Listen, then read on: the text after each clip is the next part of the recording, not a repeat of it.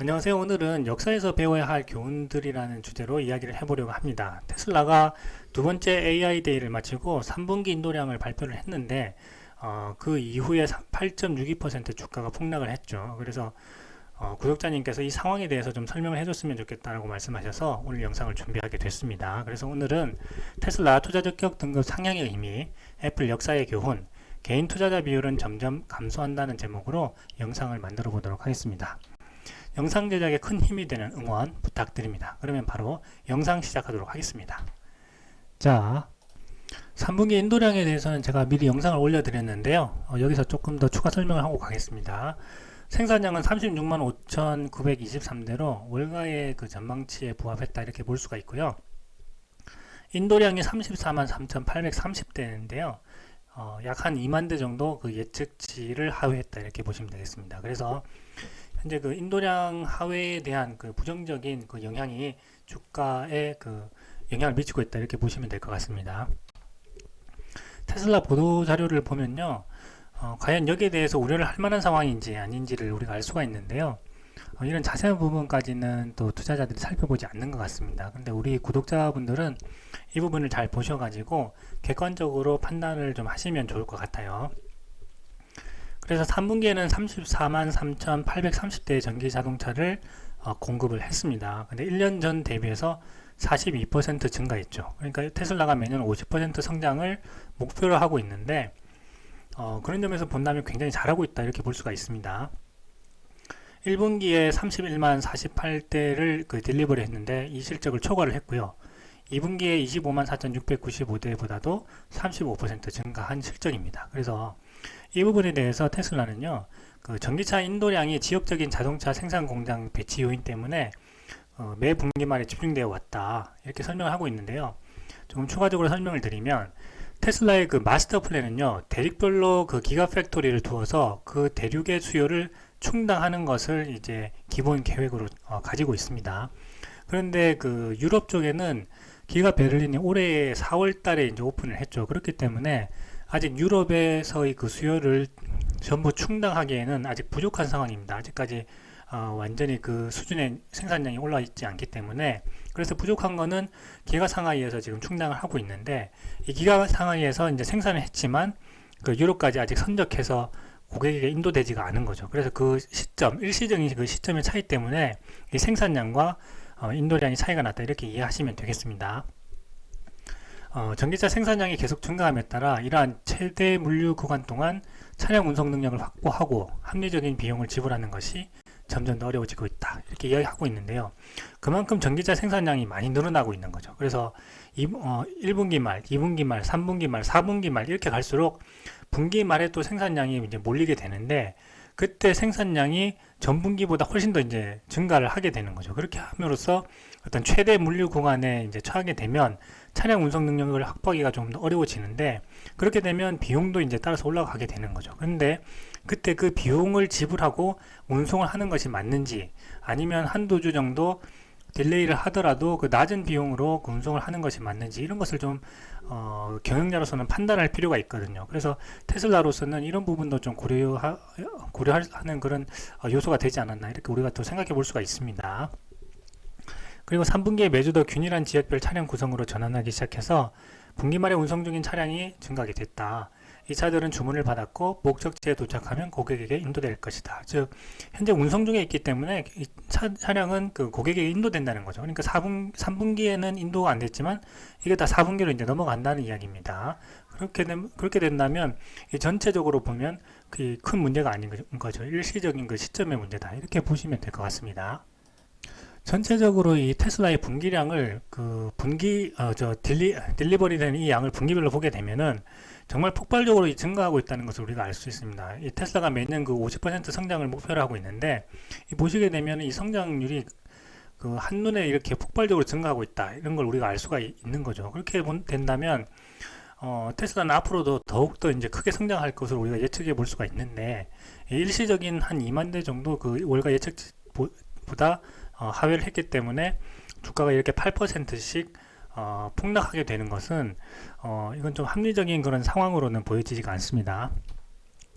그래서 제가 이전 영상에서 올해 그 테슬라 차량 인도량을 예측을 했는데요. 이 트립 차우들이라는 그 유명한 애널리스트가 있습니다. 이 애널리스트가 직접 그 프레몬트 공장과 기가 오스티건 공장을 방문을 해서 직접 눈으로 보고 이 생산이 잘 되고 있는지, 그리고 운송이 잘 되고 있는지 이제 본인 눈으로 직접 이제 판단을 하는 거죠. 그렇게 하나하나 챙겨보고 이 결과가 이제 4분기 때는 50만 대를 초과할 것이다, 이렇게 예측을 했죠. 그러니까 가장 그 대기록이 되게 됩니다. 50만 대를 초과하게 되면. 그런데 이번에 그 2만 대 가량이 4분기로 이제 넘어갔기 때문에, 그렇게 된다면 4분기 때 이 인도량이 훨씬 더 이제 많아지게 되겠죠. 그래서 연간으로 볼 때 한 145만 대에서 150만 대 사이에 딜리버리 하지 않을까, 이렇게 우리가 지금 예측해 보고 있습니다.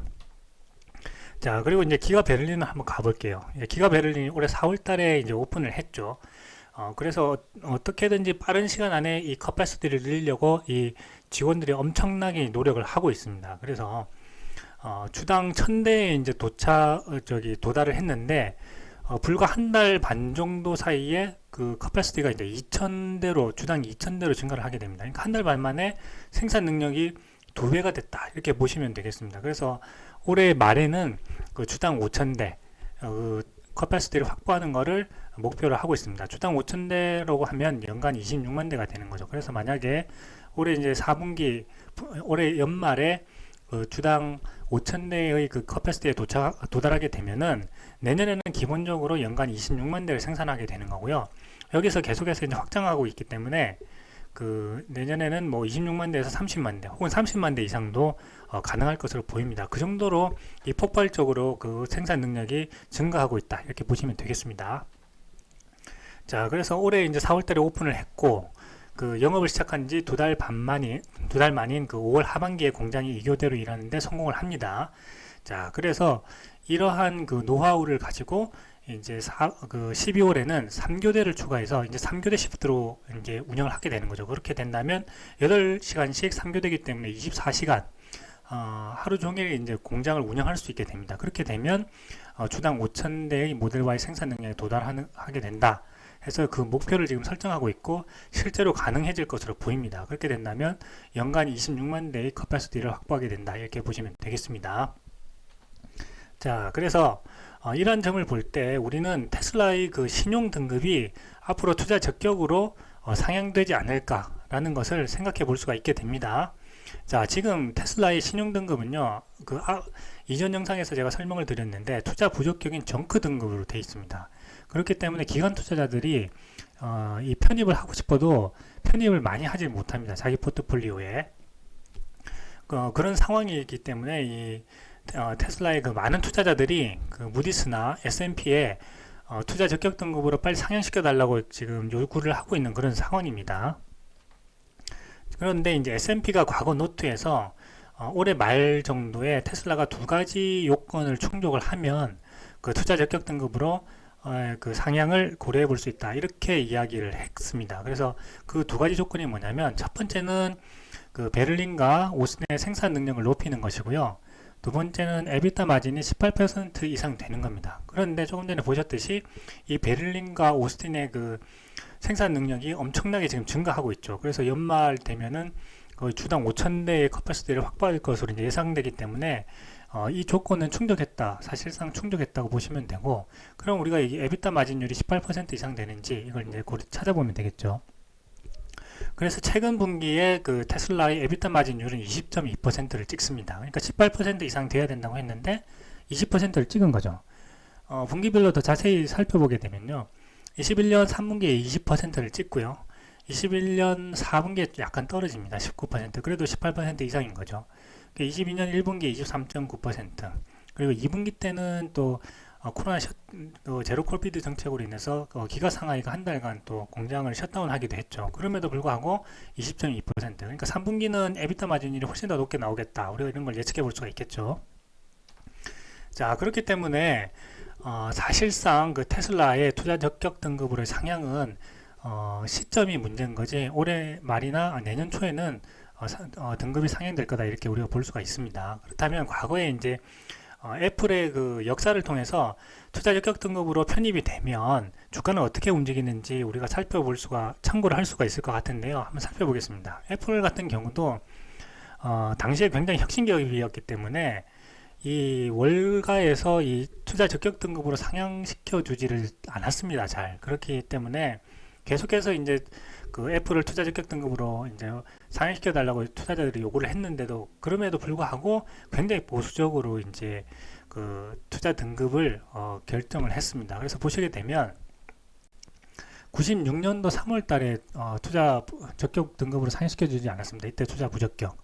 그리고 96년 5월 달에 투자 부적격, 97년 2월 달에 투자 부적격, 98년 6월 달에 투자 부적격, 99년 5월 달에 투자 부적격, 2000년 7월까지 투자 부적격을 줍니다. 그리고 마침내 이제 2013년 4월 달에 가서야 투자 적격 등급으로 이제 등급을 상향시켜 주게 됩니다. 그러니까 애플도 보게 되면 이 투자 등급까지 오는데 굉장히 그 시간이 많이 걸렸죠. 이 당시에도 애플이 굉장히 혁신적인 기업이고 미래를 선도할 기업이라는 것에 대해서는 많은 투자자들이 공감하고 있었지만 이 투자 적격 등급으로까지 오는데 굉장히 그 시간이 많이 걸렸거든요. 그래서 2013년 4월 달에 이제 드디어 투자 적격 등급으로 조정하게 됩니다.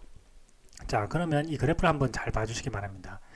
2013년 4월달에 투자 적격 등급으로 상향 조정되고 난 이후에 이 애플의 주가는요 말 그대로 폭발적으로 이제 증가하게 됩니다. 그러니까 그동안도 이제 애플이 계속해서 이제 실적이 좋았어요. 그러니까 실적이 점점 더 이제 증가하게 됐는데 그것을 이제 월가에서 투자 적격 등급 기업으로 인정을 해주지 않다가 2013년 4월 달에 그때 투자 적격 등급으로 인정을 해주면서 그 등급이 이제 상향 조정이 되고 기관들이 자기 포트폴리오에 이제 편입을 하기 시작한 거죠. 그렇게 되면서 점점 이제 개인 투자자의 손에서 기관 투자자의 손으로 주식이 점 넘어가기 시작합니다. 그리고 나서 실적이 뒷받침되니까 주가가 폭발적으로 이제 상승하게 되는 거죠. 우리는 이제 애플의 그 과거 역사에서 이런 점을 우리가 알 수가 있습니다. 자, 그렇다면 현재 그 테슬라의 그 기관 투자자 비율은 얼마이고 그 빅테크들의 기관 투자자들의 비율은 얼마인지 살펴보는 것이 좀 의미가 있겠죠. 그래서 최근에 그 8월달 기준으로 해서 보면요, 테슬라의 기관 투자자 비율은 44%입니다. 그러니까 개인 투자자가 60%이고 기관 투자자가 40%다. 이렇게 보시면 되겠습니다. 그러면 다른 빅테크 기업들은 어떤지 살펴볼게요. 이 메타 플랫폼 같은 경우는 80%입니다. 마이크로소프트는 75%, 아마존은 71%, 엔비디아는 70%죠. 그러니까 기본적으로 70%가 넘는다 이렇게 보시면 될 것 같고요. 그렇다면 이 테슬라가 44%니까 아직도 한 30% 정도 다른 기업들과 비교했을 때 기관 투자자 비율이 적은 거죠. 그리고 애플 같은 경우에는 얼마 전에 이제 59%였는데 워런 버핏의 그 버크셔 해서웨이가 대량으로 이제 매집을 하면서 이 기관 투자자 비율이 올라가서 현재는 그 62% 정도 됩니다. 그렇기 때문에 뭐 최소 62%, 많게는 메타 플랫폼과 같이 80%가 되는 거죠. 그래서 만약에 이 테슬라가 기관 투자자들이 그 포트폴리오에 편입을 해서 맥스로 가게 된다면 80%, 지금의 한 2배 정도까지도 예측을 해볼 수가 있는 거죠. 그렇게 된다면 점점 이 개인 투자자에서 기관 투자자로 이 주식이 넘어가게 된다. 그렇게 본다면 이 투자 적격 등급으로의 상향은요, 곧 이 주식이 개인 투자자에서 기관 투자자로 이동하게 되는 그런 계기가 된다. 이런 걸 우리가 알 수가 있습니다. 자, 그렇게 된다면은 과거에 우리가 애플의 그 역사에서 보았듯이 이 주식이 점점 기관 투자자의 손으로 넘어가게 되고 그리고 실적이 뒷받침되게 된다면 이 주가가 점점 상승하고 최근에 그 애플 사례에서 보게 되면 이제 폭발적으로 증가하는 그런 시기가 온다는 거죠. 그런 계기가 되는 시점이 이 투자 적격 등급으로의 그 편입되는 그 시기다. 이렇게 우리가 또 생각해 볼 수가 있습니다. 자, 왜냐하면 이 테슬라의 그 폭발적인 이 성장되는 이 그래프를 한번 보십시오. 보시게 되면은 정말 이 인도량이 그냥 하늘 향해서 그냥 치솟고 있습니다. 그리고 매년 50%씩 증가를 하고 있고 2025년, 2026년까지는 이 인도량이 매년 그 50% 성장하는 것을 실제 목표로 하고 있기 때문에 이 생산 능력이 어마어마하게 증가될 것을 우리가 이 기가 오스틴이나 또 기가 베를린을 통해서 우리가 지금 확인하고 있는 거죠. 자, 그렇기 때문에 현재 이러한 상황에서 그 테슬라가 8%나 주가가 폭락을 했다는 것은 어떻게 보면 참 아이러니한 그런 상황이다 이렇게 볼 수가 있을 것 같습니다. 그래서 현재의 상황을 보게 된다면 테슬라가 8%나 하락하게 된 것은 이 테슬라의 펀더멘탈을 보았을 때, 그리고 앞으로 투자 적격 등급으로의 상향을 앞두고 있는 과정에서 본다면은 이건 좀 아이러니한 상황이 벌어졌다 이렇게 볼 수가 있을 것 같습니다. 그래서 오늘은요 테슬라 주가가 두 번째 AI 데이 그리고 3분기 딜리버리 발표한 이후에 8.62% 폭락하면서 주주들이 어떤 마음이 조금 흔들리고 있는 그런 상황에서 구독자분께서 이 상황에 대해서 조금 설명해 주셨으면 좋겠다 해서 영상을 준비하게 됐는데요. 우리가 애플이라는 이 세계 초인류 기업이 과거에 투자 적격 등급으로 상향되고 난 이후에 실적이 뒷받침되고 그 이후에 주가가 폭발적으로 이제 상승했다는 것을 보면서 테슬라 또한 지금 굉장히 매년 50%씩 높은 성장률을 유지하고 있기 때문에 만약에 우리가 이런 애플의 사례를 참고로 한다면 그 시점 투자 적격 등급으로 상향되고 그 이후에 실적이 점점 더 우리 눈으로 확인하는 그 시점이 되면 그때는 주가가 또 적절한 가치를 또 인정받을 수 있게 될 거라고 또 생각을 해볼 수가 있습니다. 그래서 오늘은 우리가 과거 역사에서 배워야 할 교훈들에 대해서 하나하나 좀 살펴보았습니다. 그래서 오늘 영상은 여기까지 하겠습니다. 감사합니다.